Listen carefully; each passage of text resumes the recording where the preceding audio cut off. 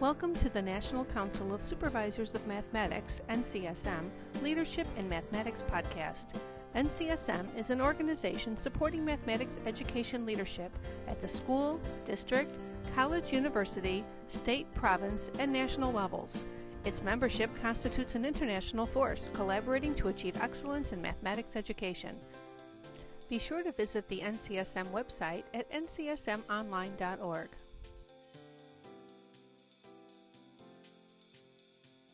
Welcome to Episode 17 in the NCSM series of podcasts, which originated in 2007 at NCSM's 39th Annual Conference in Atlanta, Georgia. This next set of podcasts includes many of the major sessions recorded at the 40th Annual Conference held April 7th through 9th, 2008 in Salt Lake City, Utah.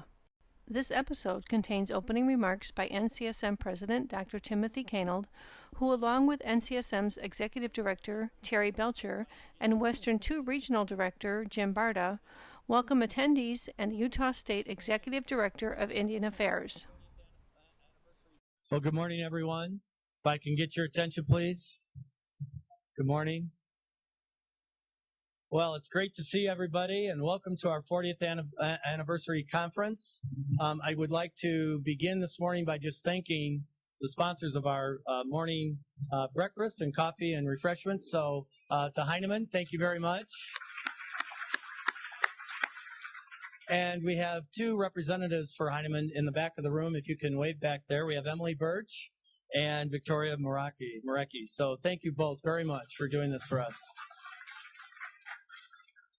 Well, it gives me great pleasure to welcome everyone as president of NCSM, to welcome you to this conference this morning. I think you're going to find this morning's session very exciting and hopefully beneficial to you. And to provide an official welcome from the board, I'd like to introduce you to our executive director, Ms. Terry Belcher. Terry? Good morning. On behalf of the NCSM board, welcome to our 40th anniversary.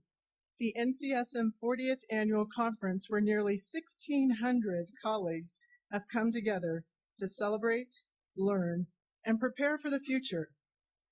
I say our 40th anniversary because this conference is a celebration of all that we have achieved together through our leadership in mathematics education over the past 4 decades. I don't know about you, but I was wondering what inspired our conference logo designer, Kevin Halstead, to use a skier motif for this year's spring conference. But when I read a description of Alta, one of the ski areas in Salt Lake City County, I realized what might have inspired him. Alta has been described as a mountain with a soul, where people who visit experience romance, respect for the past, and commitment to the future. This description caught my fancy because it seems to me to be tied to the notion of anniversary. Why do we celebrate anniversaries? To look both backwards and forward, and we need anniversaries. They are the witnesses of our lives. They help us remember past relationships, past struggles, and past achievements. They provide a time for us to celebrate how far a community like ours has come. With the coming of an anniversary, there is a sense of accomplishment and a specialness to the day. And there is also a sense of urgency because it seems like only yesterday, just 40 years ago, how fleetingly fast time flies. And when you awaken the next day, you realize that you have a choice to carry on in the same manner that you have been or to strategize and move forward to a future in a different way. This conference will provide yesterday opportunities for each of us, reminiscing about good times, challenges, successes, remembering where we've been and how we've come to be who and where we are.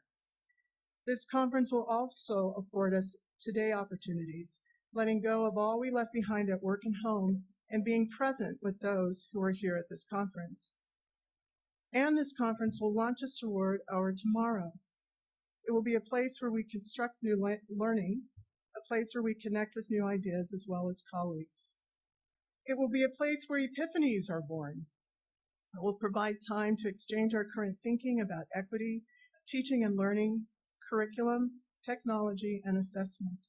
It will give us time to propel each other forward toward our ultimate goal, where every student in every classroom has access to effective mathematics teachers, relevant curricula, culturally responsive pedagogy, and current technology. And after these 3 days with each other, we will walk out smarter than when we arrived. So again, on behalf of the board, we hope you enjoy the conference experience here in Salt Lake City, and happy anniversary.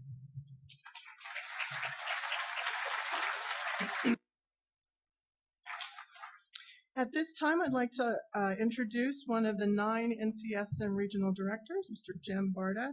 He is from Western Region 2. He's the director from that region and the regional host for this year's conference. Hi, good morning, everyone. My name is Jim Barta, and I welcome you all here. In the words that have been spoken in the Valley before, this is indeed the place. And there may not be too many people from Utah, or I think I would have gotten a little, I see some smiles, okay. The history behind that, when Brigham Young and the pioneers crossed the mountains and having traveled for days and days and endured incredible hardships, the story is they came to the heights and looked over, and Brigham, I believe, said, "This is indeed the place," and hence we stand here. I have a special person I'd like to introduce today, and as the conference committee was putting the conference together and we thought how this needs to be done properly, the first thing that came to mind was we needed to thank a person, a representative, who represented our first people here in Utah. The land upon which we stand, we're very appreciative of today to have this opportunity to host you here. And so the first person that came to my mind was Mr. Forrest Kutch. Forrest, if you'll stand, and please join me. Forrest is the Executive Director of Indian Affairs for our state. I've worked with Forrest for a number of years on a number of projects, not only on the Ute Reservation, but at dealing with the other of our 5 indigenous nations here in the state of Utah. Forrest has been a solid proponent of education, has taught me more than I will ever be able to offer him, and I've asked him to share a few of his wise words with us today.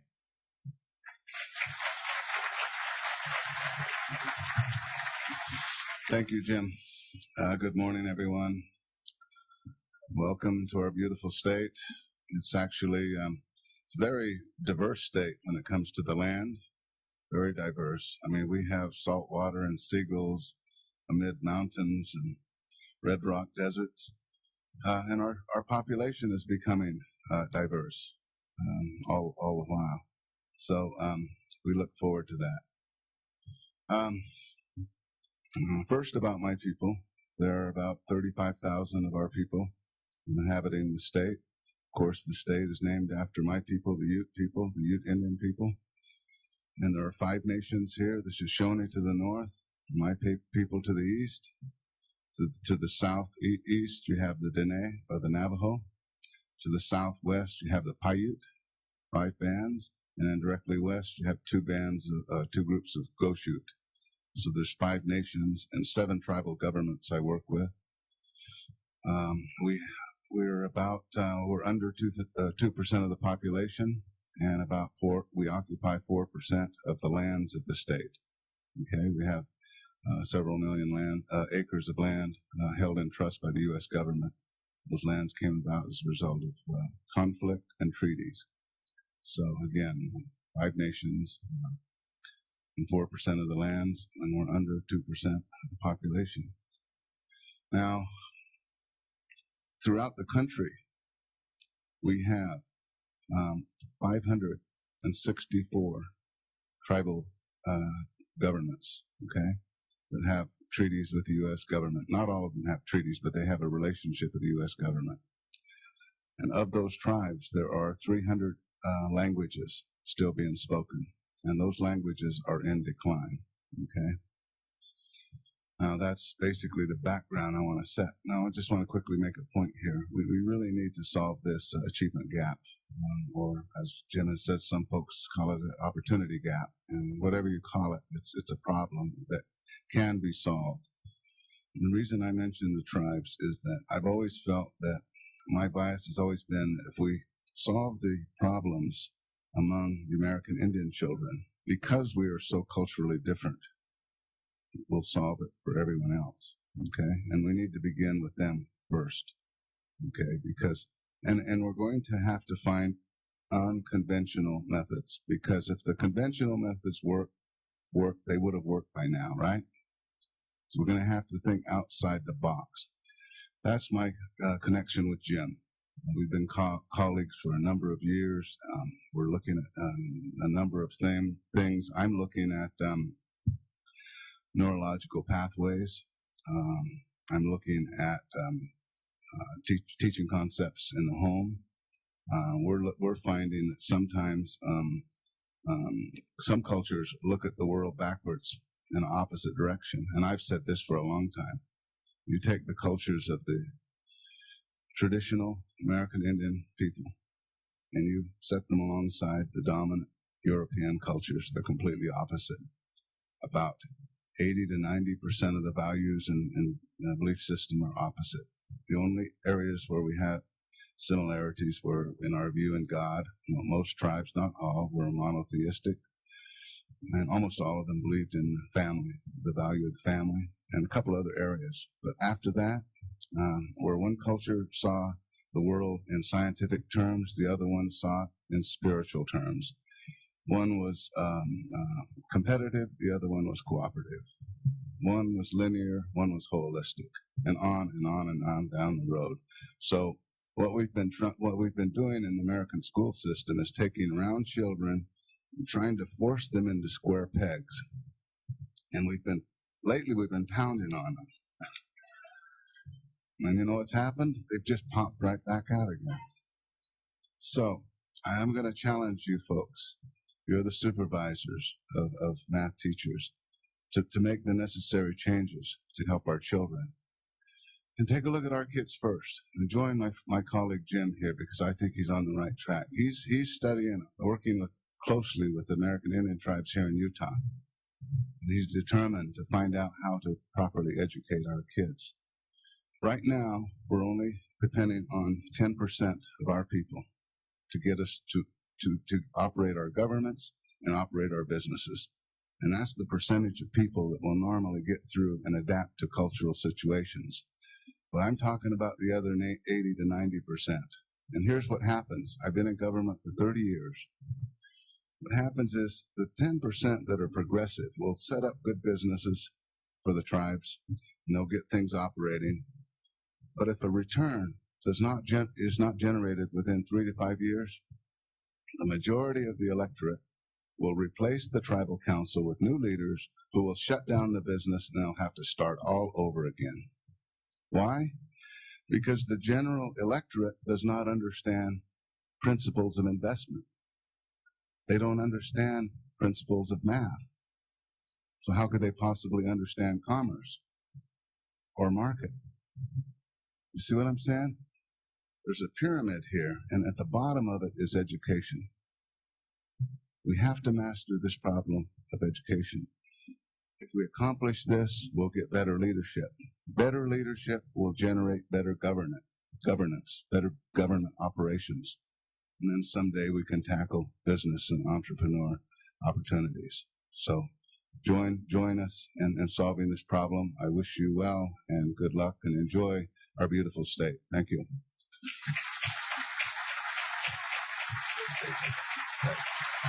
Forrest, thank you very much.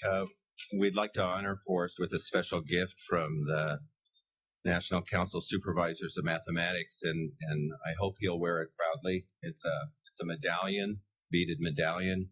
May Perry made it up in Brigham City, so we're fortunate to know who made it. It's again beautiful medallion representing the multiple areas of mathematics it took to make it. So Forrest, again, on behalf of the board, thank you. Appreciate that.